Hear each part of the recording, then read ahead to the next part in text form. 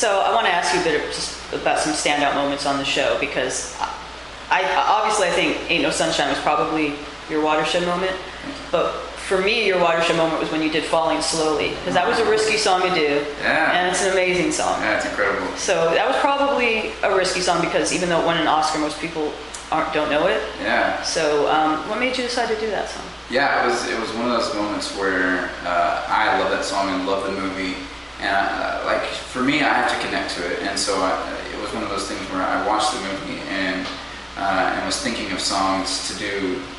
And that one just kind of popped in my head. I was like, I love that song, and it's so beautiful. But I was kind of fighting with myself. I was like, I don't think too many teenagers watch indie films, so it was kind of a tough decision. But I was like, you know what? In the end, like I want to do something that I really think is respectable and that means something to me. And so that's why I did that. I know for one thing, it totally turned out one of my friends who's obsessed with the frames, the guy from the frame. Yeah. And when you did that song, she was like, all right, I'm voting for Kris. It was kind of cool because a couple days after, Glenn Hansard and Margetta Arbola sent me a signed vinyl of the soundtrack. Oh, wow. And like a letter saying thank you for doing our song, and it was just like, thank you. That's amazing. Tears, and it was crazy. That was the best gift that I got. Are you gonna do that song on the tour? I'm not. Say yes. I wish. I guess it's kind of mellow for a tour. I wanted to so bad, but it's okay. It's okay. You can do it when you tour on your own. I would love to. Can you reveal anything that you will be doing on the tour? Any details? I'm gonna do some songs from the season, obviously. Extended versions. We get more than a minute and a half, which is nice. Yeah. But I am going to do some songs that I couldn't get clear for a couple of weeks. I'm not going to say the names of them. Sorry. It's okay. But they are actually really, really great songs and stuff you can sing along with, so it's going to be good. Are there going to be any like duets or anything like that? Oh, you're being told you can say one. Oh, like one of the ones that I didn't do? You can say one of the tracks you do as well. Woohoo! One of the tracks that I'm doing? Does it have to be from the show?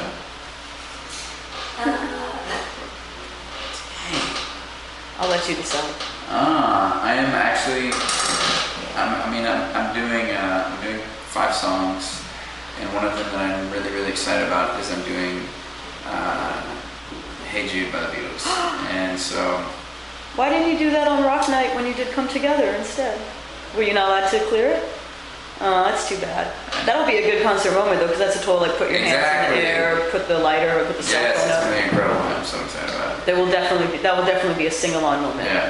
Is that going to close the show? That seems like something that should close the show. And then all the idols should come out in like choir robes.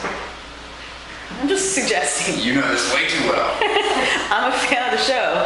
I'm thinking that could work. See. So you seem so humble and so chill, but like obviously your life has drastically changed and is going to continue to drastically change. And you are the first married winner, if I'm not mistaken. First what? Yes. Married.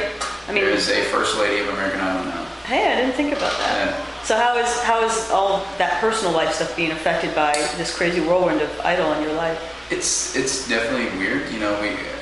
Being married. I don't know of anyone's first year of marriage being any more crazy than this. But we're dealing with it very well. She's incredible. She's supporting me and making sure that I'm making all the right decisions, and also just she's staying out here with me in LA, so that's nice.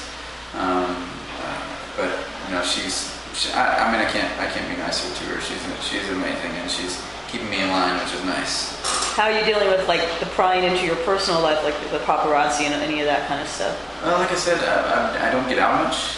I guess Adam's getting much more of that. Yeah, I mean, I think people aren't as I don't know. I guess not that people aren't interested. Is that not that, and I don't want to. They're interested. Yeah, they are interested, and I'm not. Adam is just one of those people that kind of the media would run to. Obviously. Stop being so humble. No, I'm just saying. Definitely with the thing that he had to say in the Rolling Stone, and yeah, and understandable. Just kind of being the person that he is. The media is going to definitely run to him a little bit more than me. I'm just. It might sort of work in your favor though, because for him, there's so much other stuff to be concentrated on besides his actual music. Yeah. But with you, it's pretty much just about the music. There's no like scandalous thing. There's no crazy thing. It's just about, that's definitely what it's about. It's all about the music and just kind of getting this process done. So. What's interesting to me when you get ready to make your album is that your crowd the crowd that voted for you or seemed to follow you is very young, like kind of a tween crowd. I know. And I would not expect that of someone who's doing like songs from the One soundtrack. I know. And Bill Withers songs. Why do you think you had that kind of young fan base? Is it just because you're cute, or is there something else? I don't know. It was kind of funny. I went to a Fray concert, and obviously the Fray has some of the same fans, and so it was kind of a crazy night. But you kind of figure out in those instances like who are your fans, and yeah, it was a lot of younger girls, but I don't know. I think more than anything, those are the people that watch the show, like those tween girls and the moms. That's kind of the big demographic of the show, anyways. They were watching together. You were bringing the kids and the moms together. Yeah, bring families together. That was my point. Awesome. So you had all these younger girl fans. How did you feel about that comment Simon made where he was like, "Put the wife in the back, don't be flashing the wife so soon"? That was rude. You gotta take everything Simon says with a grain of salt. He's just trying to say something. But Simon's a great guy. But it was funny because my wife actually said the same thing a couple days before. She was like, "I don't know if we need to say anything about me." So I think her and Simon actually think alike. Well, it didn't seem to be a deterrent because, interestingly, both you and Adam had heartthrob appeal, yet both of you, for girls, were off limits. Yeah. It's like you can't have either one of them. Girls did not stop them from being like, "Kris, marry me, Adam, marry me." Exactly. So I mean, it doesn't hurt other stars as well. Yeah. So there you go. So what kind of album are you going to make, and when's it going to be out? What are the details you can give? I feel like for me, kind of what I did on the show, but maybe a little bit more of an edge to it. Maybe I just want it to be something that people really respect and something that people really just think is good music, that everyone can listen to and be like, you know what, this guy's good, and it's like the music that he makes really means something to him. I don't want it to be heartfelt, but probably like a pop rock feel, definitely. But I hopefully it comes out in November. I think before Thanksgiving it's going to come out. So a lot of work and a little time. Will you have a strong part in the songwriting? Yeah, I am.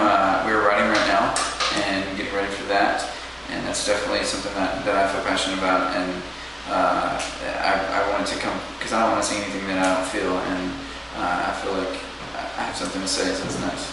I know that's probably been a battle with some of the idols in the past. I mean, we all look at the famous Kelly Clarkson incident, sort of the idea of idols being able to write, but I think that's sort of changing now since they've started having people on like yourself or people who play instruments and stuff. I don't think they can just be like, "Here's your songs, go in the studio, record them." You have to have it. Well, I don't think that I could get away with that personally. I mean, if they were like, here's 11 songs, you sing them, and hopefully people like it. Like, I think artistically that would not work for me. Like the whole respect thing, I feel like I have to have that, and that's kind of thrown out the window when people are giving you songs. And not for everyone. David Cook wrote a lot of this album. Yeah. He sort of changed the game a bit for us. Exactly. And so, thank you, David Cook, for changing the game. I actually interviewed him yesterday, and he's as frustratingly humble as you. I was like, "You changed the game for Idol. You made it so that people like Kris and Adam could be in the top." And he's like, "No, I didn't. No, they're great." I'm like, "Why are y'all so humble?" But it's nice. It's nice to see that people that you're like that. It's the guy thing. Yeah, I suppose. He's from the Midwest. So. Okay, well, I guess I'll let you get back to rehearsal. It was wonderful talking to you. Yeah. And congratulations on your winning and staying so humble. Thank you. And I will see you on the tour. Alrighty.